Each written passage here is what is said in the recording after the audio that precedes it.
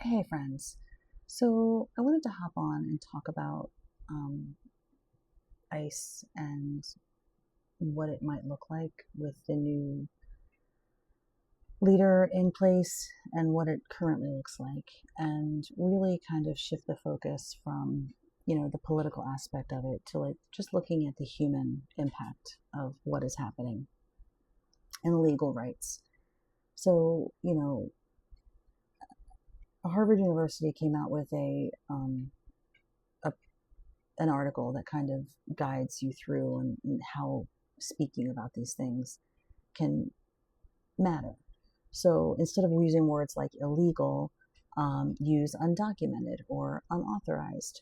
Um, and the research emphasizes that focusing on the status as a condition rather than an identity keeps the conversation, you know, professional and the tone civil. These are human beings and it's a condition that's happening to them, not necessarily who they are. Um, and I think that's important to note. And, with the heightened immigration enforcement, it doesn't just affect, those being deported, it affects an entire community. And that's a school community as well. So a 2025 study um, cited by a Harvard affiliate found that increased law enforcement significantly lowered test scores for Hispanic students. And this is regardless of their citizenship status.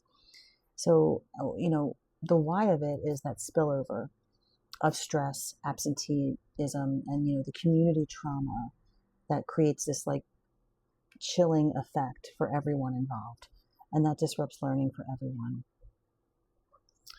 Um, you know, it's important to note that historically, you know, schools were considered sensitive locations and ICE were generally avoided it. They just avoided dealing with, rounding up children. So the change with the policy in 2025, has altered these protections and it's lead to like, panicked phone calls and empty desks. And this is all cited within that research at Harvard. So, framing this policy debate, how do we balance federal law enforcement with, the Plyler versus Doe court case that ensures that there's a constitutional right for a K to 12 education for anyone in this country. Um, and it's a legal right. It's already been decided. Um, and focusing on knowing your rights. So, according to the Harvard Immigration Clinic, everyone in the U.S., regardless of status, this is going back to that Plyler v. Doe, has Fourth Amendment rights. ICE cannot enter a private space like a home or certain school areas without a judicial warrant, not an administrative warrant. That's just something, that's like a memo your boss can give you. This has to come from a judge. And that's really the important key here. And also stay calm. Diplomacy means knowing that fleeing can often be used as a probable cause for arrest. The safest path is to just remain quiet and compliant, even though we've seen from some of the videos that even that's not helpful. And that's even more terrifying and causing that chilling effect. So using that academic controversy, which is a technique overall with teaching, we want to focus on when we're talking to our kids about this, the motivations of different stakeholders versus vilifying or politicizing different sides of things. So, ICE is tasked with national security and law enforcement. Educators are tasked with teaching students and academic performance. And families are just seeking stability and opportunity.